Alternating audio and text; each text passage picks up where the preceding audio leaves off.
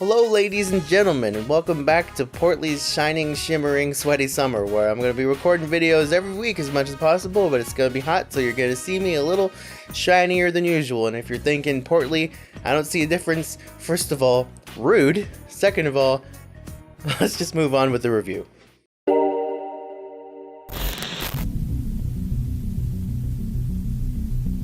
GamaKay, we know him, we love him, formerly known as Womir. They've given us the K66, the K87, and then a little while back we reviewed the MK61, which was essentially a GK61, but with pudding keycaps and better stabilizers. Apparently the board has some lag issues that people are having. I didn't notice at the time of my review. I was fine, but people had it. But that's not something to be worried about this time, because GamaKay is back with probably one of my favorite pre-built boards I've ever reviewed on this channel. I feel like I say that a lot, but it just feels like boards are getting better, man. This is the TK68 from GamaKay, or at least that's what I've seen it called in some places. In the manual that's in the box, it's actually called the Elite Pro, which is a very different name from TK68, but alas, naming aside, this keyboard is quite impressive. If you've seen boards like the SK61, the SK71, all those different boards that look a lot like this, you might be thinking this looks really familiar. And at first I was like, oh, that looks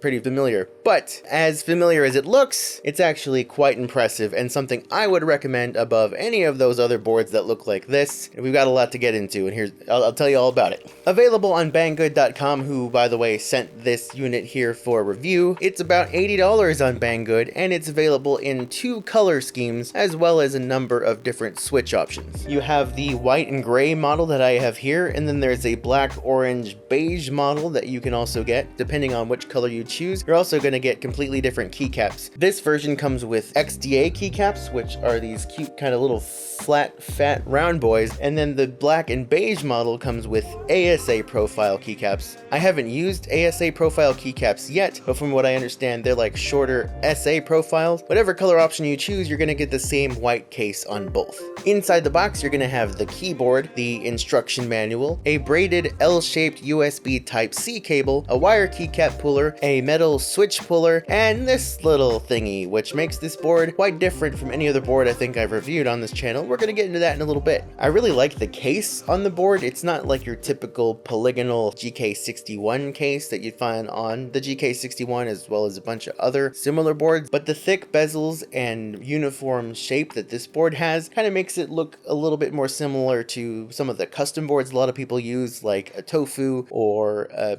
other boards that look like the Tofu. It has dual level pop out feet in case you want to raise up the keyboard like a maniac and hurt your wrists. And it also has a USB-C port on, okay, there, it's on the side there, which I do not love because I typically usually use custom USB-C cables, like this coiled one here from Tez Cables, link in the description if you want to check those out. It's just, it doesn't really work with the USB-C port on the side. I mean, it works, but it just, look at that.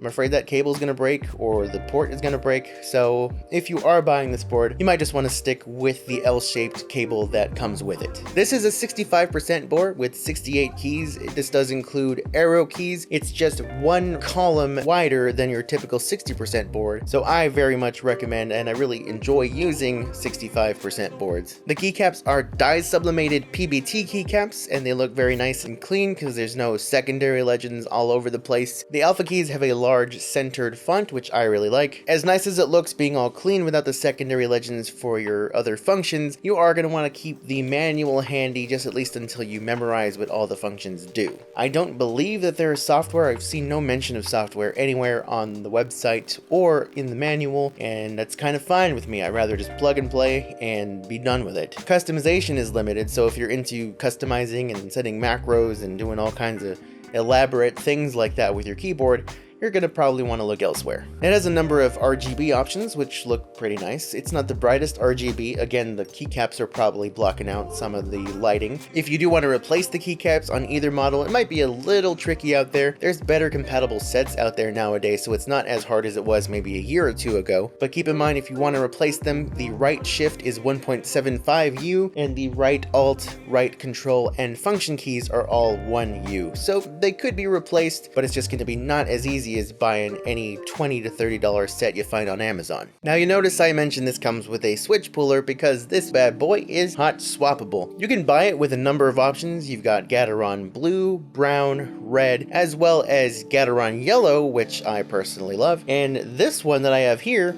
actually comes with Gateron Silvers. Silver switches are very popular when it comes to gaming keyboards because they have a slightly faster actuation than your typical red switch. So if you are looking for a fast switch for gaming, this is actually a pretty good option with the silver switches. And interestingly enough, what I didn't know is that these are actually Gateron Box Silver switches. The square box-shaped stem giving a little bit more stability to the switch, as well as other benefits that box switches have that I am totally aware of at the time of recording this unscripted video. It's not very often that I've gotten to use box style switches, but I will say each time that I have used them, they have been a pleasant experience as far as the feeling and the sound that they make. Whatever switch option you find, say you get bored of it, say you don't like it, say maybe you want to try something else, the fact that these are hot swappable with 3 and 5 pin switches means you've got tons of options out there as far as customizing with a number of various switches out there. You want to try Gateron Milky Yellows? You got the option if you can find them in stock. You want to try creams? You want to try other different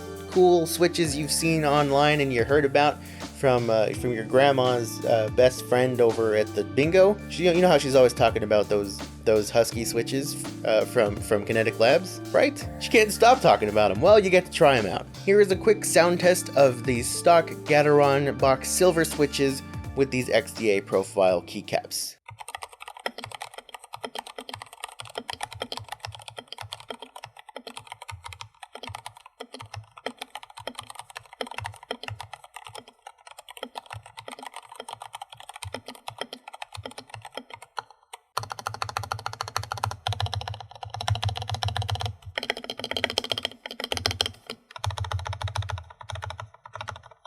I gotta say, GamaKay once again knocking it out of the park with these stock stabilizers. They are factory lubed, and it does seem to actually do something here, unlike other boards we've seen. They actually sound really nice, just like the MK61 did. It's just a shame they didn't learn to do this before with some of the other boards of theirs that I've reviewed. It sounds so good that random cats will walk into your room and embrace your loving pets. Now going back to this thingy, this here is actually very, very nice. This is a 2.4 gigahertz wireless dongle that is included with the board. That's right, ladies and gentlemen, this little bad boy is wireless, and it doesn't just rely on not very good Bluetooth like a lot of boards we've covered in the past. You have a number of different connection options: 2.4 gigahertz wireless, Bluetooth 5.0, and wired. It does have 3 options that you have to toggle between with the little switch on the side. You've actually got 2 switches. You've got your on and off switch, as well as a 3-way switch to change between the different connection types. It has a 1900 milliamp hour battery, which is said to last up to 6 hours with the LEDs on, but if you turn them off, it's supposed to last up to 24 hours. I haven't really had a lot of time to test out the battery life, and I don't usually do that. I kind of just take their word for it, as I don't really use wireless mode a lot anyway, but it is really nice to have that option there. The 2.4 gigahertz wireless actually works really well. I always find this to be more reliable than Bluetooth, especially on these cheaper keyboards. I've reviewed a lot of boards in the past that have Bluetooth, and the connection can just sometimes disconnect. And when that happens, it's hard to tell if it's a fault of the board or if the Bluetooth connection of whatever computer you're connected to is giving you problems, which I have had happen on my own PC. I did connect the Bluetooth to my MacBook and it seemed to work really well. I had no problems typing, but I wouldn't recommend Bluetooth for gaming. If you're gonna be at your desk anyway, you might as well just plug it in. But if you do want to play games with it wirelessly, then I would probably stick with the wireless mode and not the Bluetooth. It'll probably be a little bit more of a battery drain than the Bluetooth, but it's also probably going to be a lot more reliable. I actually mostly use this board wirelessly with the dongle, and I had no problems, no double key presses, no missed key presses, whether it be gaming or typing.